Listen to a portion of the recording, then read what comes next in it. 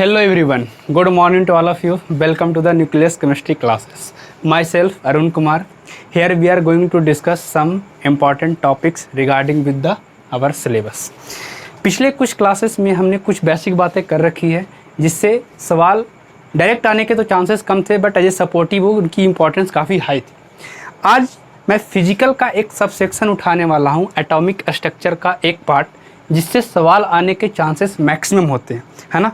और वो कौन सा पार्ट है, तो मैं एटॉमिक स्ट्रक्चर का एक पार्ट उठाने जा रहा हूँ जिसे हम लोग बोलते हैं क्वांटम थ्योरी, या फिर बोलते हैं क्या, क्वांटम नंबर, है ना. क्या बोलते हैं, क्वांटम नंबर.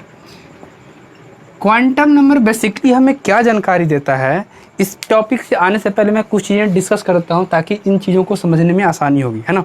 एटॉमिक स्ट्रक्चर में हम लोग बात करते हैं, बहुत सारे थ्योरी आए थे, है ना. खासकर बोर्स की थ्योरी आई थी जिसमें हमें ये बताया गया था कि एटम को आप मान लो एक स्फेरिकल है और ऊपर से एक जो इलेक्ट्रॉन होते हैं वो रिवॉल्व कर रहे होते हैं under the influence of nucleus, और वो रिवॉल्व कर रहे होते कैसे, इस सर्कुलर पाथ में. ये बोर्स का कहना था, है ना. और फिर इसके रिस्पेक्ट में हम उसका रेडियस निकालते थे, है ना. इसका रेडियस क्या है, फिर इसका वेलोसिटी निकालते थे. कई तरह की बातें की जाती थी with respect to this model, है ना. अब क्या हुआ कि इस टॉपिक को, ये जो सिस्टम था जिसमें ये बताया गया कि इलेक्ट्रॉन जो है वो 2D मोशन में मूव कर रहा है because electron is a particles.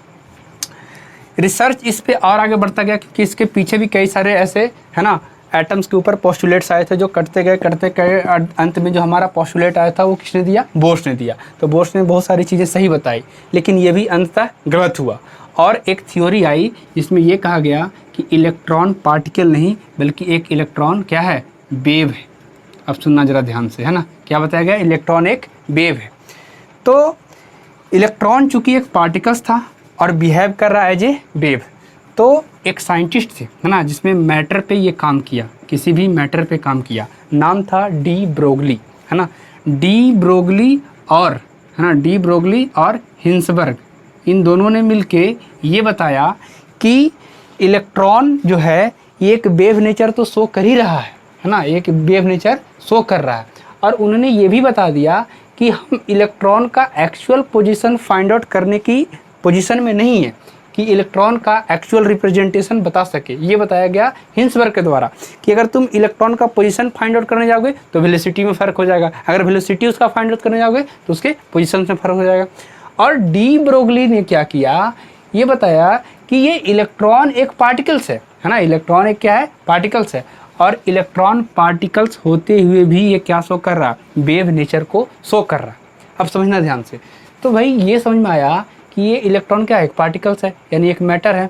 Wave का तो क्या है कि वेव का इक्वेशन हमारे पास पहले से आ रखा था, है ना. चाहे वो लाइट वेव हो, चाहे कोई एक नॉर्मल वेव हो जिसे प्रोपेगेशन 3D में हम देखते हैं, उनका इक्वेशन हमारे पास था. लेकिन अगर ये इलेक्ट्रॉन है और इलेक्ट्रॉन को हम क्या मान रहे हैं, एक मैटर है ना, एक पार्टिकल्स है, और इसका अगर हमें ये कहना हो कि ये एक वेव नेचर को शो कर रहा है, तो इसका मतलब क्या हुआ कि आप मैटर को बता रहे हो कि एक वेव है. बिल्कुल. तो आगे इसकी थ्योरी और रिसर्च में आती गई और एक साइंटिस्ट आए, नाम था क्या उनका, स्क्रोडिंगर वेव इक्वेशन नाम से एक ये इक्वेशन आई जो किसने दिया, स्क्रोडिंगर ने. स्क्रोडिंगर ने क्या बताया कि इलेक्ट्रॉन एक वेव तो है ही, साथ ही साथ इलेक्ट्रॉन जो मोशन कर रहा है 3D में, है ना, ये 3D में जो मोशन कर रहा है यानी XYZ में जो मोशन कर रहा है उसका इक्वेशन दे दिया. किन्होंने दिया इक्वेशन, स्क्रोडिंगर ने दिया इक्वेशन. क्या बताया कि इलेक्ट्रॉन जो है एक एटम में 3D मोशन कर रहा है. इलेक्ट्रॉन जो है वो एटम में 3D मोशन कर रहा है. ये जो हम पढ़ते आ रहा था ना कि इलेक्ट्रॉन 2D में ये चक्कर लगा रहा है गोल गोल, ये पूरी तरीके से हुआ गलत, है ना. वेव मैकेनिकल मॉडल आया. क्वांटम नंबर को बेसिकली हम लोग wave mechanical model, electron mechanical model इस तरीके से नाम से जानते हैं, बट इसे हम क्वांटम नंबर ही बोल रहे हैं क्योंकि बोलचाल की भाषा में सबसे ज़्यादा प्रचलित यही है. ओके. तो डी ब्रोगली और इसने बताया कि भाई ये तो वेव है. आगे रिसर्च हुई तो स्क्रोडिंगर ने सबसे बड़ा क्या काम कर दिया कि एक पार्टिकल्स के लिए, है ना, इस पार्टिकल के लिए उन्होंने इक्वेशन तैयार कर दिया. वो इक्वेशन क्या है मैं आपको लिख के दिखाता हूँ. वो इक्वेशन इतना कॉम्प्लिकेटेड है कि उसका सॉल्यूशन हमारे सिलेबस में ही नहीं ना, हमें पढ़ना है. तुम इक्वेशन देखो पहले थोड़ा सा, है ना, इक्वेशन क्या होता है. इसको बोलते हैं डेबा, है ना. ये एक सिंबल है डिफ्रेंसिएशन का, del square psi D X square. अब ये डेबा का क्या मतलब है, del is a symbol and psi is also a symbol, जिसका कुछ पार्टिकुलर मीनिंग है, मैं तुम्हें समझा देता हूँ, है ना। जैसे डेवा स्क्वायर जाई, ये देखो, और नीचे क्या है डी, है ना, ये डेवा इसे भी कर लो, D Y square, del square psi, and this is del Z square. इसके साथ साथ कुछ कांस्टेंट भी आते हैं, जैसे मैं तुम्हें इसे मिटाकर दिखाता हूँ, ये देखो, दिस इज 8, है ना, पाई स्क्वायर एम स्क्वायर, है ना, this is 8 pi square m square upon h into e minus भी, है ना, ई माइनस भी, और क्या था साई बराबर 0। ये इक्वेशन था स्क्रोडिंगर का, ये पूरा का पूरा उस इलेक्ट्रॉन के मोशंस का ये इक्वेशन था। हालांकि इलेक्ट्रॉन बिहेव कैसा कर रहा है, कैसा बिहेव कर रहा है, वेव की तरह, और उस वेव का इक्वेशन दे दिया किसने, स्क्रोडिंगर ने। तो तुम समझो थोड़ी सी बात को इसमें कि ये है क्या।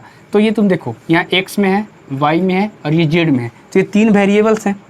तो इनको जब तुम सोल्व करोगे तो इन 3 वेरिएबल्स का 3 अननोन मान आएगा, है ना। और ये 3 जो अननोन मान आएंगे वो एक्चुअली में बताएगा, है ना, एक्चुअली में क्या बताएगा कि एक इलेक्ट्रॉन का एक एटम में पाए जाने की संभावना क्या है।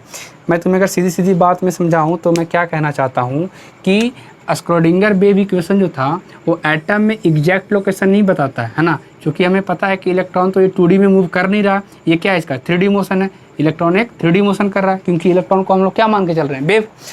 अब जरा बात समझने वाली ये है कि चूंकि ये 3D मोशन कर रहा है और ये एक वेव है ना, तो वेव है तो इसकी इक्वेशन, इसको देखो, ये जो इक्वेशन है जब इसको तुम सोल्व करोगे तो इस इक्वेशंस के 3 अननोन है, this is x, this is y and this is z. तो जो 3 अननोन हमारे पास आएंगे वो तुम्हें इलेक्ट्रॉन के प्रोबेबिलिटी होने के चांस बताएंगे कि संभावना क्या है, इलेक्ट्रॉन की प्रोबेबिलिटी क्या है कि किस रीजन में वो पाए जाएंगे, है ना। तो अगर थोड़ी सी बात समझी जाए कि ये जो एक्स वाई जेड का वैल्यू निकलेगा उसका मीनिंग क्या है, तो इसी का जो वैल्यू आता है वो बताता है क्वांटम नंबर को। क्वांटम नंबर बेसिकली क्या है, ये बताएगा इलेक्ट्रॉन्स की प्रोबेबिलिटी को कि एक एटम में पाए जाने की संभावना क्या है। ओके, तो ये जो 3 अननोन देख रहे हो इन्हीं को सोल्व करके आता है। कुछ इसके रिस्पेक्ट में बात की जाती है कि देखो ये जो सिंगल डिफ्रेंशिएशन देख रहे हो ना, ये डी साई डी एक्स, इसका कोई मीनिंग नहीं होता है। मीनिंग क्या नहीं होता है, तुम मैथमेटिकल इक्वेशन तुम पढ़े होगे, डबल डिफरेंशिएशन। कोई अगर इक्वेशन है और अगर डबल डिफरेंशिएशन करके 0 कर दो तो उसका 2 मान आता है, एक मैक्सिमम और एक मिनिमम, है ना, यानी कि वो लिमिट बताता है। तो यहाँ भी वही है कि डेवा एक्स बटा डी एक्स का कोई मीनिंग नहीं है जी, दिस इज मीनिंग लेस। लेकिन डेवा स्क्वायर जाई, है ना, और डेवा एक्स स्क्वायर, ये डबल डिफरेंशिएटेड ये बताता है। अगर इसको 0 करोगे, क्या इक्वेशन 0 ही किया हुआ है ना, तो ये हमें बताएगा बेसिकली कि इलेक्ट्रॉन कहाँ पे प्रेजेंट है, इसका संभावना क्या है इस जगह पे होने का। ये कतई नहीं बताने जा रहा है ये इक्वेशन की बिल्कुल एग्जैक्ट पोजीशन क्या है। इलेक्ट्रॉन एक वेव है, वेव का अपन पोजीशन ही नहीं बता सकते, है ना, बिल्कुल नहीं पता चल सकता, क्योंकि एक पार्टिकल है जिसको हम लोग वेव नेचर शो कर रहे हैं। तो इसका हम प्रोबेबिलिटी बताएंगे कि वो इक्वेशन से मदद से कि वो उस एटम में कहाँ पाया जा रहा है। ओके, तो हम लोग जरा देखते हैं इसके रिस्पेक्ट में कि क्या इंपॉर्टेंट है। तो अगर इस इक्वेशंस को तुम सोल्व करोगे तो ये हमारे बस की बात तो है भी नहीं, और ये हमारे सोल्व करने का हमारे सिलेबस में है भी नहीं।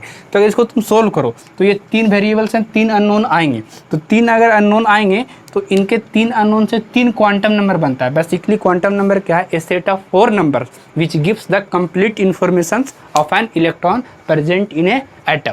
क्या मैं बात कह रहा हूँ जरा अगर समझो ध्यान से, तो मैं ये बोल रहा हूँ कि क्वांटम नंबर बेसिकली हम क्या बताता है हमें, तो ये बताता है कि जितने भी मॉडल दिए गए एटम के लिए वो फेल हो गए। अब लास्ट मॉडल जो आया वो आया वेव मैकेनिकल मॉडल या इलेक्ट्रॉन मैकेनिकल मॉडल या फिर बोलो क्वांटम नंबर। तो इसमें क्या बताया गया कि इलेक्ट्रॉन एक 3D मोशन कर रहा है, और 3D मोशन में हमें ये पता करना है कि क्या संभावना है उस इलेक्ट्रॉन का उस पार्टिकुलर रीजन में पाए जाने का। ओके, तो जब उस इक्वेशंस को सोल्व किया गया तो हमारे पास 3 वेरिएबल्स आए। क्या आए, वो 3 क्वांटम नंबर हुए, है ना। तो क्वांटम नंबर पहले होता क्या है मैं ये तुम्हें समझा दूँ। तो ये सेट ऑफ 4 क्वांटम नंबर, है ना, it is a set of 4 quantum number, है ना, विच गिव्स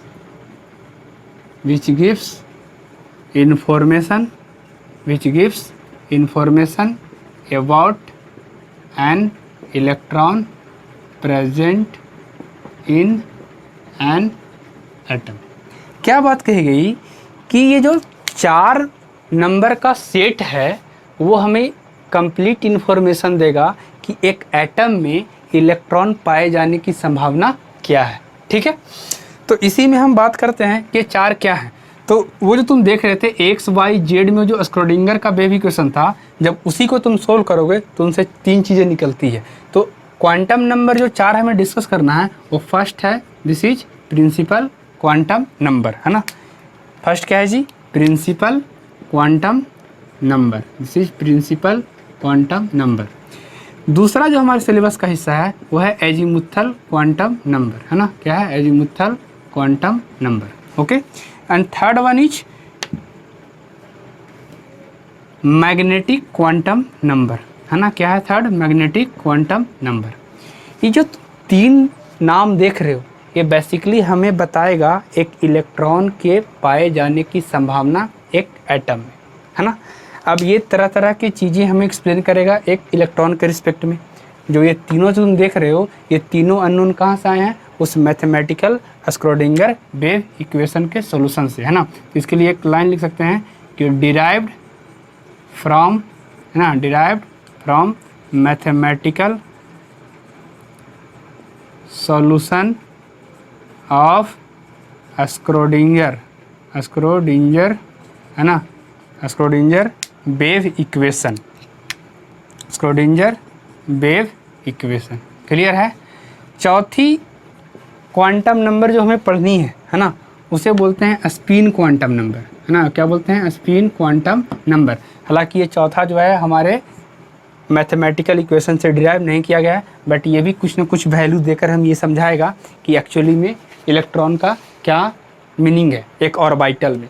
तो इस तरीके से हम डिस्कस करने वाले हैं क्वांटम नंबर। क्वांटम नंबर में हम ये पता चलेगा कि इलेक्ट्रॉन का प्रोबेबिलिटी क्या है कहीं फाइंड होने का। ठीक है, तो हम स्टार्ट करते हैं अपने पहले क्वांटम नंबर से, which is principal quantum number. Principal quantum number क्या है, अगर बात समझी जाए तो प्रिंसिपल क्वांटम नंबर हमें बताता है किसी भी इलेक्ट्रॉन के एक एटम में सेल का जानकारी, है ना, कि एक इलेक्ट्रॉन जो है उस एटम के कौन से सेल में। अगर मैं तुम्हें समझाऊं तो मैं क्या बात कह रहा हूं, अगर फर्स्ट डिस्कस की जाए कि दिस इज प्रिंसिपल, है ना, क्वांटम नंबर। ये क्या है, principal quantum number.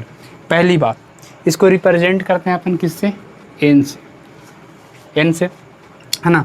Value of N क्या ले सकते हैं, सुनते जाना सिर्फ ध्यान से, है ना। चीज़ें बहुत ही आसान है, अगर तुम ध्यान में रख पाए तो आसानी से इसके क्वेश्चन आ जाएंगे, क्योंकि इससे सवाल कई दफ़े पूछे जा चुके हैं। अगर वैल्यू ऑफ एन की बात समझी जाए तो एन का वैल्यू हम लोग 1 2 3 4, है ना, ये कहाँ तक जा सकता है जी, इनफाइनाइट, यानी कि जितने भी इंटीजर हैं हम ले सकते हैं। ये रहा वैल्यू ऑफ एन। हमें क्या कहता है वो थोड़ी सी बात हमें समझना है ना। तो वैल्यू ऑफ एन क्या कहता है कि अगर एन का मान 1 ले रहे हो, इसका मतलब क्या है कि ये रिप्रेजेंट करता है फर्स्ट सेल को। एन का वैल्यू 2 ले रहे हो तो सेकंड सेल को, थर्ड ले रहे हो तो फिर किसको, थर्ड सेल को। दिस इज सेकंड सेल, है ना जी, और दिस इज थर्ड सेल। कुछ इस तरीके की बातें हमें देखने को मिलती है। अगर इसके डीप में मैं थोड़ा सा और जाऊं तो अगर किसी एटम का स्ट्रक्चर देखो ध्यान से, ये न्यूक्लियस है और उस एटम के ये मान लो क्या है, सेल है, सपोज करो ये है, तो इसको रिप्रेजेंट करता हूँ 1 से 2 से 3 से 4 से, ये आगे इनफाइनाइट से जा सकते हैं। और इस तरह भी हम अगर ले लूँ क्या, दिस इज KLMN, ये रिप्रेजेंटेशन तुम्हें क्लास 10th में ही समझाया गया होगा, है ना। तो ये जो फर्स्ट देख रहे हो इसको के भी बोल सकते हैं। सेल या ऑर्बिट जो इसे तुम समझ रहे हो, इसके रिप्रेजेंट करने के 2 तरीके होते हैं, एक तो न्यूमेरिकल वैल्यू से भी करते हैं और एक अल्फ़ाबेटिकली भी करते हैं, है ना। तो जब न्यूमेरिकली करते हैं इसको बोलते हैं ऑर्बिट। जो वर्ड का डिफरेंस आता है ना, ऑर्बिट या सेल, तो K shell, L shell, M shell, shell बोलते हैं तब रिप्रेजेंट करते हैं के से, एल से, एम से या एन से। और जब ऑर्बिट बोलना होता है तो ये सिर्फ माइनर सा डिफरेंस है दोनों में कि सेल और ऑर्बिट किसे कहते हैं। तो this is first orbit, second orbit, third orbit और this is fourth orbit. Cell में रिप्रेजेंट करना हो तो इस तरीके से, है ना। समझने वाली बात यह है कि n का जैसे जैसे वैल्यू बढ़ रहा है वैसे वैसे तुम देख सकते हो इसका साइज भी क्या हो रहा है, ऑर्बिट का साइज बढ़ रहा है। तो दूसरी इंपॉर्टेंट बात हमें ये करनी है कि as value of n increases, जितना n का मान बढ़ेगा उतना ही क्या होगा, उसका एनर्जी भी बढ़ेगा। बोलो, तो इसके रिस्पेक्ट में हम बात कर सकते हैं कि E1 से बड़ा क्या होगा, E2 एनर्जी लेवल वाइज, और E2 से बड़ा क्या होगा, E3, और E3 से बड़ा क्या होगा जी, E4। इस तरीके से बढ़ते जाएगा। बोलो, larger the value of n larger will be energy, है ना। न्यूक्लियस से जितना दूर होगा सेल, उस सेल का एनर्जी उतना ही हाई होगा, है ना। ये कैसे आता है, ये एक फार्मूले से आता है जिसका हम जिक्र अभी यहाँ पे नहीं करने जा रहे हैं। उस फार्मूले से हम ये देखते हैं कि किस तरीके से एनर्जी घट रहा है या फिर बढ़ रहा है। ओके, सो n का मान हम इस तरीके से ले सकते हैं। n रिप्रेजेंट करता है क्या, एक्चुअली में सेल नंबर को, है ना। और अगर इसके डीप में जाएं कि सेल में भी क्या, तो सेल में हमें बताता है कि ऑर्बिटल, अब ये टर्म आ रहे हैं कि सेल के अंदर सबसेल, सबसेल के अंदर ऑर्बिटल, ऑर्बिटल में इलेक्ट्रॉन, ये एक तुम थोड़ी सी बात समझ लो तो हमारे लिए और आसान होगा। एक्चुअली में जो हम क्लास 10 में पढ़ते थे कि इलेक्ट्रॉन सेल में है, तो बस इसी का हम डीप पोर्शन देखने जा रहे हैं कि इलेक्ट्रॉन सेल में ना होके सेल के सबसेल में होता है। और आगे अगर बढ़ेंगे तो सबसेल में भी ना होके सबसेल के ऑर्बिटल में होता है ना। सबसेल के कहाँ होता है जी, ऑर्बिटल में होता है। और इस ऑर्बिटल में हमारे पास क्या होता है, इलेक्ट्रॉन होता है। ये पूरा डिस्कशन हमें करना है with respect to quantum number, कि एक इलेक्ट्रॉन का एक्चुअल पोजीशन तो हम पता नहीं कर सकते, लेकिन मैक्सिमम प्रोबेबिलिटी पाए जाने की संभावना जो होगी, है ना, कहीं पे भी एटम में इलेक्ट्रॉन की मैक्सिमम प्रोबेबिलिटी पाए जाने की क्या होगी, वो हम स्क्रोडिंगर बेबी इक्वेशन से सीखते हैं। और स्क्रोडिंगर बेबी इक्वेशन को सोल्व करते हैं तो 3 वैल्यू आती है, उसी 3 वैल्यू को हम इंक्लूड करते हैं किसमें, क्वांटम नंबर में। प्रिंसिपल क्वांटम नंबर, है ना, एजीमुथल क्वांटम नंबर और मैग्नेटिक क्वांटम नंबर। चौथी क्वांटम नंबर हमने स्क्रोडिंगर के बेबी इक्वेशन से नहीं उठा रखी है। तो ये चीज़ें हैं, कुछ चीज़ें इसमें और समझने वाली है। जैसे कि मान लो कि ये पर्टिकुलर सेल है, फर्स्ट सेल है, सेकंड सेल है, थर्ड सेल है, ये फोर्थ सेल है। तो एक क्वेश्चन डायरेक्ट जो पूछे जाते हैं वो कुछ इस तरीके से होते हैं कि नंबर ऑफ मैक्सिमम इलेक्ट्रॉन, अगर ये पहला सेल है तो पहला सेल में किसी भी एटम के पहले सेल में मैक्सिमम इलेक्ट्रॉन कितने हो सकते हैं। तो इसके लिए एक फार्मूला आता है डायरेक्ट कि नंबर ऑफ, है ना, maximum electron, number of maximum electron in A orbit या सेल, कुछ भी बोल दो, इन ए सेल। इसका फार्मूला होता है दिस इज 2n स्क्वायर। क्या फार्मूला होता है जी, दिस इज 2n स्क्वायर। जहाँ पे n क्या है, तो यहाँ पे n क्या है, सेल नंबर है ना, n क्या है, सेल नंबर है। तो वैसे ही अगर n का वैल्यू 1 पुट करेंगे तो फर्स्ट सेल में कितना इलेक्ट्रॉन मिल जाएगा। अगर इलेक्ट्रॉन की बात करें, मैक्सिमम इलेक्ट्रॉन की, है ना, ये मैं बात कर रहा हूँ, दिस इज मैक्सिमम इलेक्ट्रॉन की। तो अगर n का वैल्यू अगर 1 पुट करें तो क्या मिलेगा, 2। अगर n का वैल्यू 2 पुट करें तो क्या मिलेगा, 4 2 जा 8, है ना। और अगर 3 पुट करें तो 9 2 जा 18, अगर 4 पुट करें तो ये 32। समझने वाली बात यह है कि फर्स्ट सेल में, किसी भी एटम के फर्स्ट सेल में मैक्सिमम इलेक्ट्रॉन की संख्या कितनी हो सकती है, 2। सेकेंड सेल में मैक्सिमम इलेक्ट्रॉन की संख्या 8, थर्ड में कितनी 18, फोर्थ में कितनी 32। तो किस इस तरह से हम आगे बढ़ सकते हैं। तो this is the complete discussions about principal quantum number, है ना, जो हमें बताता है कि सेल के बारे में, कि सेल कौन सा है, इलेक्ट्रॉन जो है वो कौन से सेल में है ना। एक्चुअली थोड़ा सा इसके और डीप में जाओगे ना तो एक लाइन में यहाँ लिख देता हूँ, इट गिव्स, है ना, it gives idea about what, shell number, particular value of n represent a definite shell. n का प्रत्येक मान एक डिफिनिट सेल को रिप्रेजेंट करेगा। और इसके थोड़ा सा डीप में जाओ तो ये तो बताएगा ही, n का वैल्यू 1 है तो ये फर्स्ट सेल है, n का वैल्यू 2 है तो सेकंड सेल है।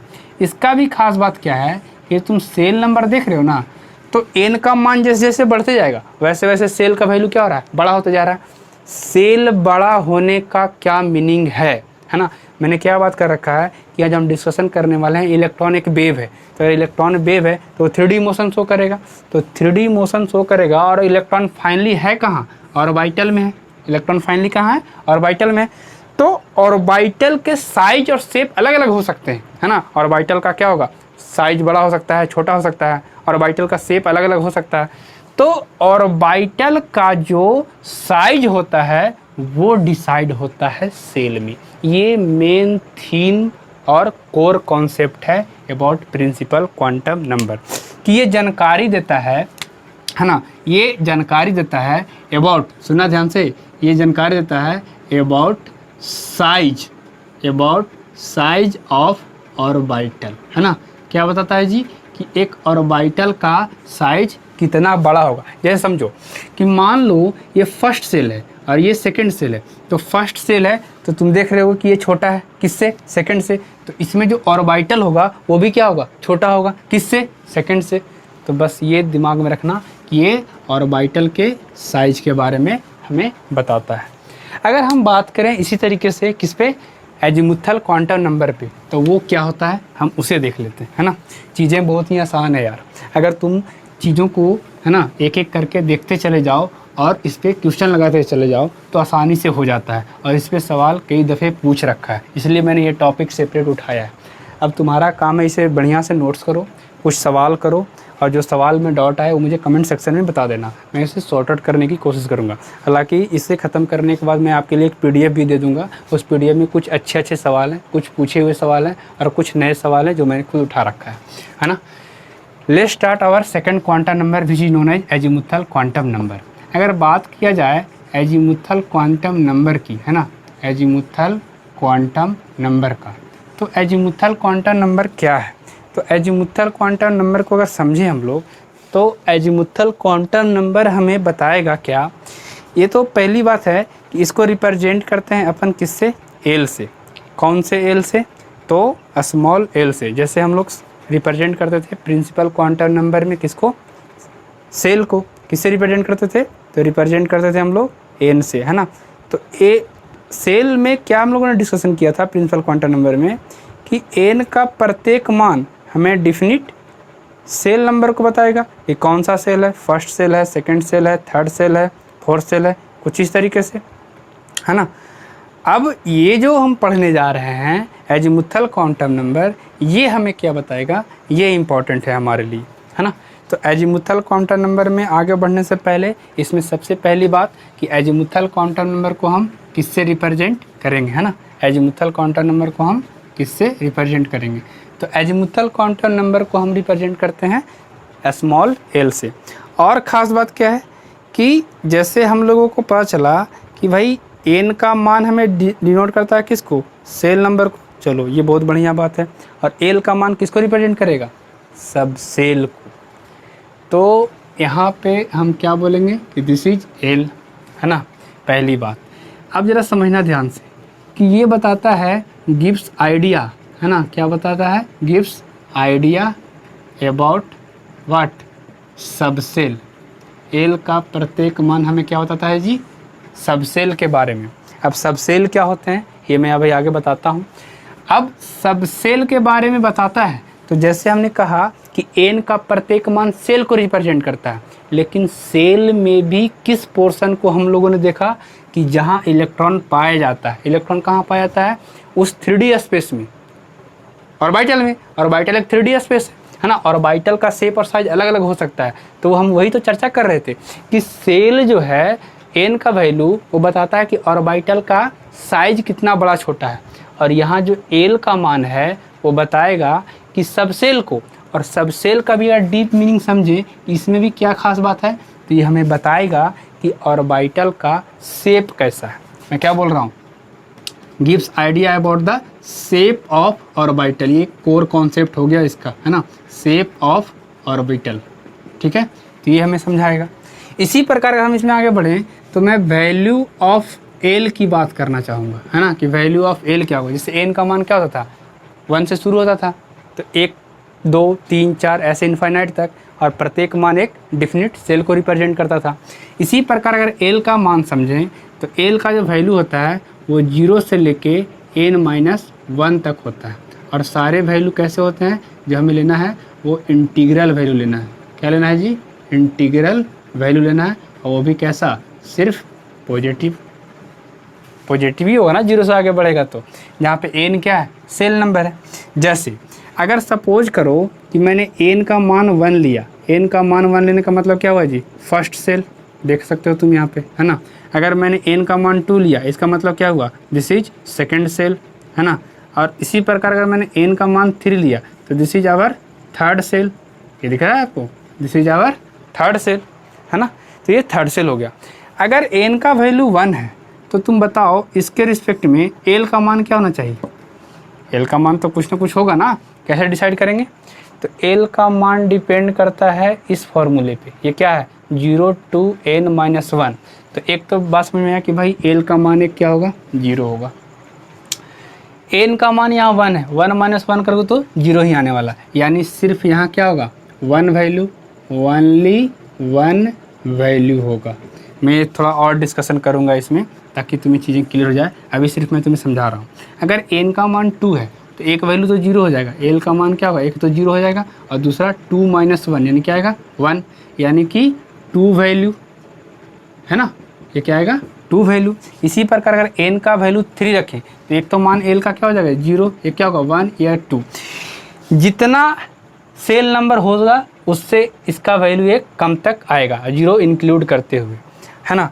अगर हम इसी प्रकार आगे बात करें, ये क्या था फर्स्ट सेल, ये क्या था सेकंड सेल, सॉरी ये सेकंड सेल ही है ना, तो यहाँ पे तुम फर्स्ट सेकंड, ठीक है, तो यहाँ पे एन थर्ड होगा ना, ये यहाँ पे फर्स्ट है ना, इन बराबर यहाँ पे ये फर्स्ट सेल, ओ सॉरी ये मैंने मिस्टेक कर दिया, इसको थोड़ा सा ऐसे बना दो, है ना। आप क्या करो, ये फर्स्ट सेल है, ये ऐसे है कुछ, ये रहा फर्स्ट सेल, है ना, इसको भी थोड़ा ऐसे कर दो, ये रहा अपना this is second cell.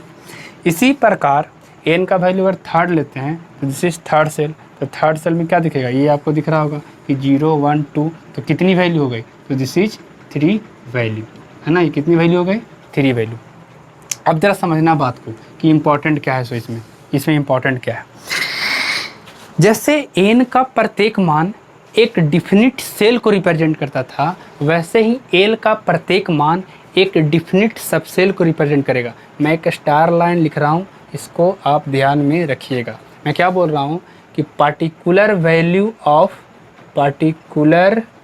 Value है ना ऑफ क्या एल रिप्रेजेंट ए डेफिनिट, है ना, डेफिनिट सबसेल। कहने का मतलब है कि एल का प्रत्येक मान एक डिफिनिट सबसेल को रिप्रेजेंट करेगा। कैसे, अगर मान लो एल का वैल्यू 0 है, सिर्फ एक वैल्यू है, मुझे सिर्फ वैल्यू से मतलब है, सिर्फ एक है ना, तो एल का वैल्यू अगर 0 होगा तो ये रिप्रेजेंट करता है एस सबसेल को। वही अगर एल का मान हम लोग क्या ले लें 1 ले लें तो ये किसको रिप्रेजेंट करेगा पी सबसेल को। वही अगर एल का मान 2 ले लें तो ये रिप्रेजेंट करेगा डी सबसेल को। वैसे ही 3 ले लें तो ये रिप्रेजेंट करेगा, है ना, एफ सबसेल को। बोलो जी।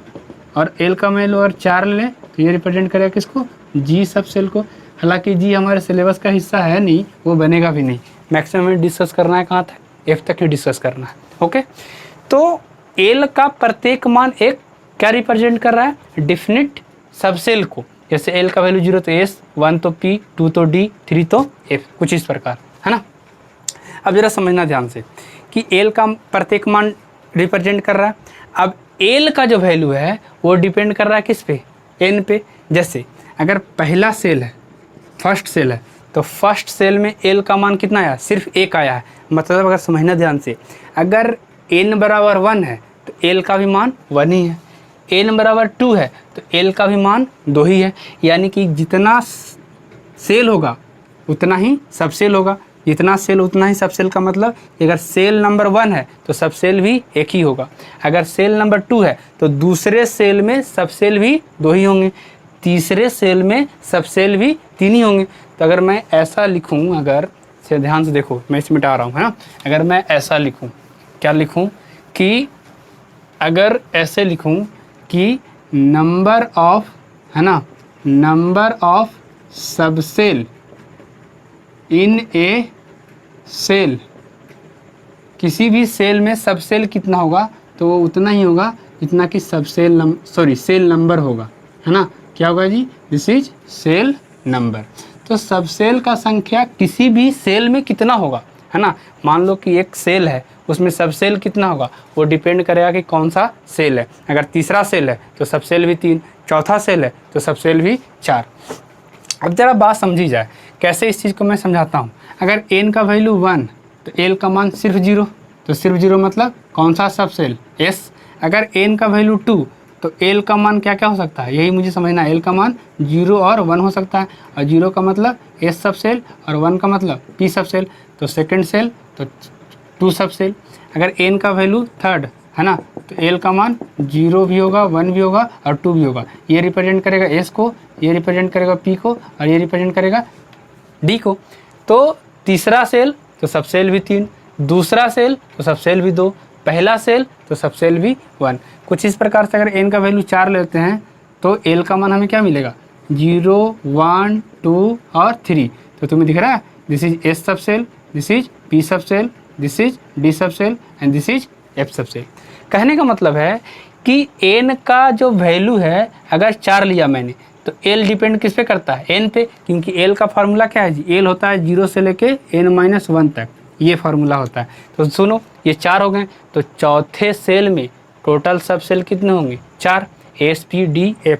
और मैं तुम्हें भी एक फ्लो चार्ट दिया था कि सेल के अंदर सब सेल के अंदर ऑर्बिटल। तो ये जो s p d f देख रहे हो, ये सब सारे क्या हैं, सब सेल है ना, डिफरेंट क्या है, सब सेल है, जो कि प्रेजेंट है किसमें, चौथे सेल में। अब क्या है, ज़रा बात समझी जाए, है ना, कि देखो थोड़ा सा कि ये तो हुआ कि चलो ये हो गया सब सेल, ठीक है। अब n का वैल्यू 1 तो l का वैल्यू 0 यानी कि सिर्फ s सब सेल, n का वैल्यू 2 तो 0 और 1 यानी कि s सब सेल और p सब सेल, है ना। तो ये रहा हमारा सेल में सब सेल किस तरीके से देखते हैं। तो ये डिपेंड करेगा किसके, l पे, वैल्यू पे। ओके, अगर इसमें थोड़ी सी और बात समझी जाए, तुमसे अगर पूछ दे कि नंबर ऑफ मैक्सिमम इलेक्ट्रॉन, अभी सेल में पूछा था कि किसी भी सेल में मैक्सिमम इलेक्ट्रॉन कितना, तो तुमने जवाब दिया था 2n²। अब किसी सब सेल में पूछ दे, मान लो कि इस सब सेल में कितना मैक्सिमम इलेक्ट्रॉन होगा, तो इसे हम समझने के लिए पहले हम देखते हैं अपना थर्ड क्वांटम नंबर, है ना। थर्ड क्वांटम नंबर क्या कहता है, तो थर्ड क्वांटम नंबर बेसिकली हमें क्या जानकारी देता है, ओरिएंटेशन देता है ऑर्बिटल का। देखो जी, जरा समझना ध्यान से, है ना, क्या बात करने वाला हूँ। सब काफ़ी इंपॉर्टेंट है, सवाल इसके देखोगे तो इजीली बन जाएंगे, बट अपने को पता होना चाहिए चीज़ें डिस्कस कैसे करनी है ना। तो third one is our what, principal हो गया, एजीमुथल हो गया, और थर्ड क्या है, दिस इज मैग्नेटिक, है ना, मैग्नेटिक क्वांटम नंबर, जिसको अपन डिनोट करते हैं m से, है ना। ये क्या देता है, इट गिव्स, है ना, इट गिव्स आइडिया अबाउट, है ना, पॉसिबल ओरिएंटेशन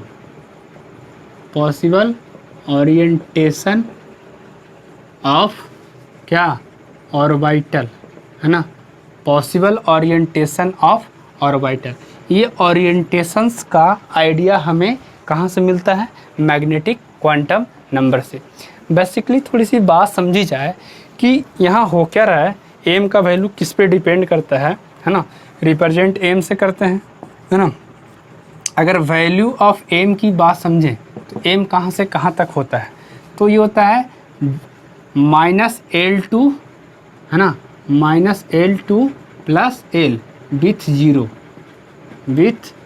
ज़ीरो, ये हमारे पास होता है m का मान। अब मैं थोड़ा सा पूरा डाटा लिखने की कोशिश करूँगा, जैसे समझना। अगर सपोज करो, है ना, कि n का वैल्यू मैं 1 ले लेता हूँ, यानी कि कौन सा सेल, अगर शॉर्ट में लिख दूँ तो दिस इज फर्स्ट सेल।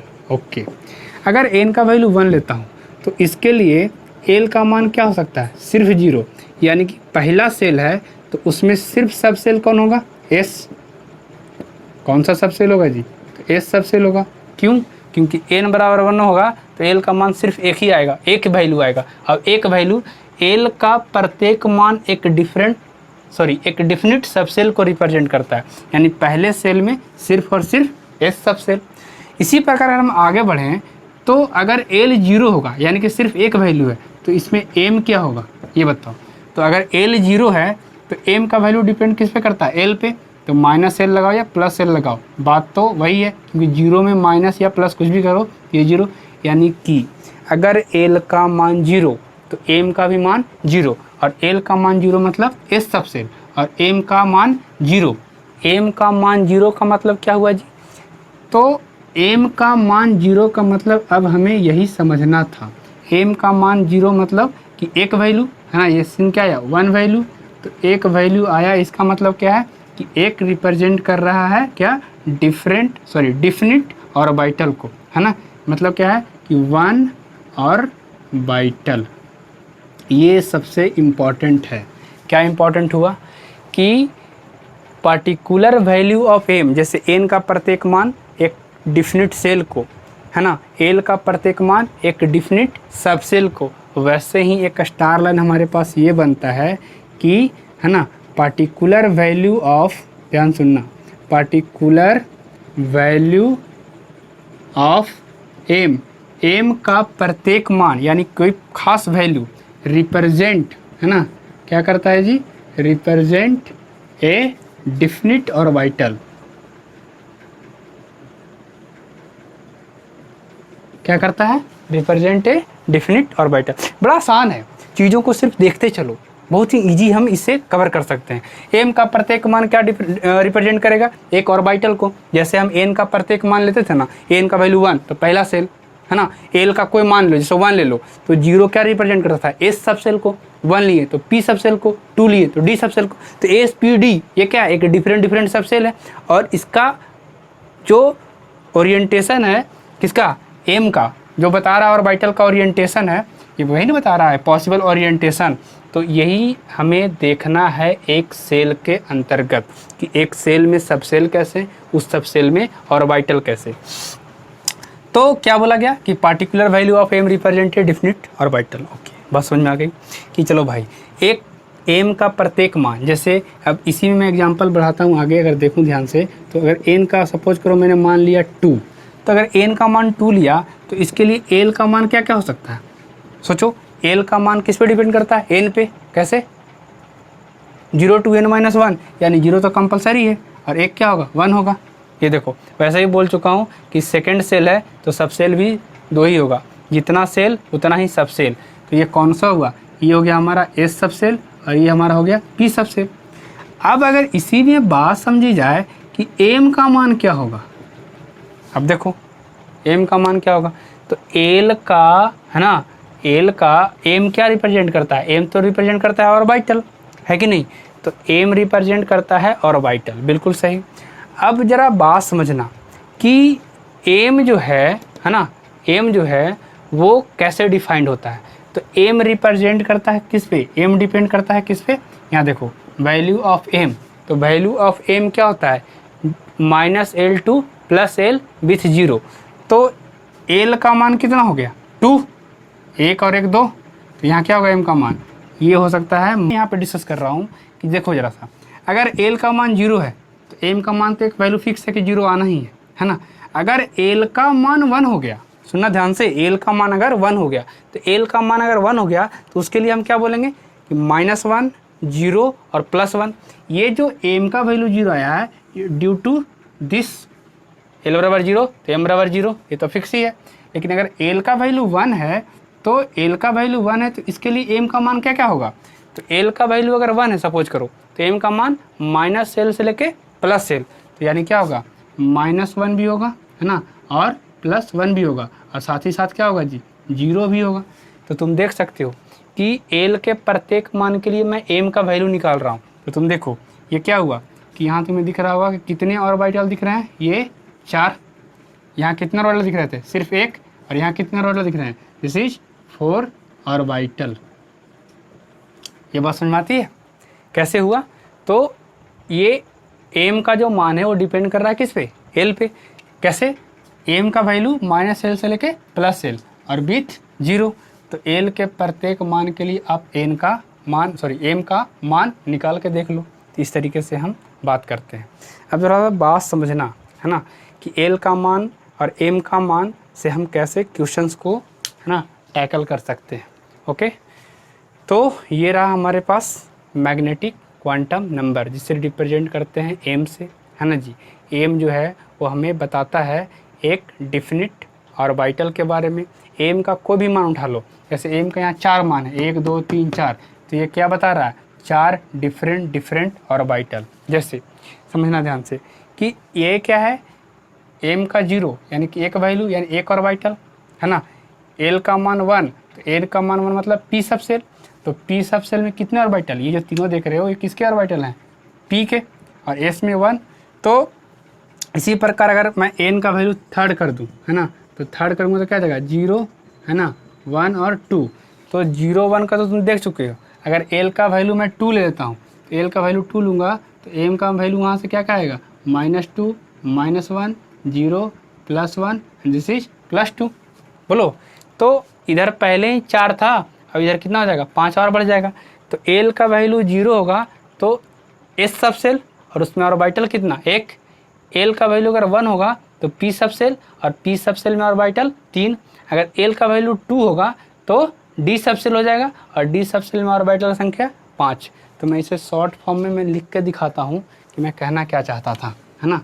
इससे हमारे सारी चीज़ें क्लियर हो जाएगी।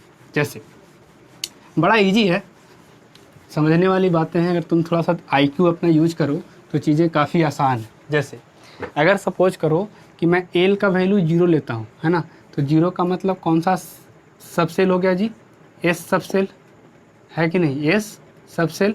और एल का वैल्यू 0 का मतलब एस सब सेल, तो इसमें ऑर्बिटल कितने, एक।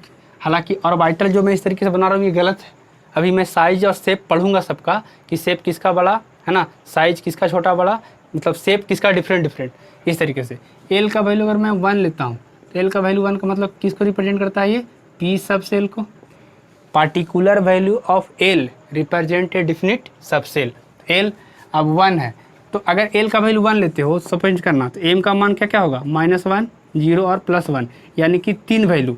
तो एल के 1 के लिए एम का 3 मान, यानी एल बराबर 1 का मतलब पी सब सेल, और पी सब सेल में कितने ऑर्बिटल, तो जितने वैल्यू उतने ऑर्बिटल। तो एम का प्रत्येक मान एक डिफिनिट ऑर्बिटल को रिप्रेजेंट करता है, यानी कि ये 3 ऑर्बिटल। तो यानी तुम डब्बे दिखाओगे इस तरीके से, ये कुछ ऐसे होंगे, है ना।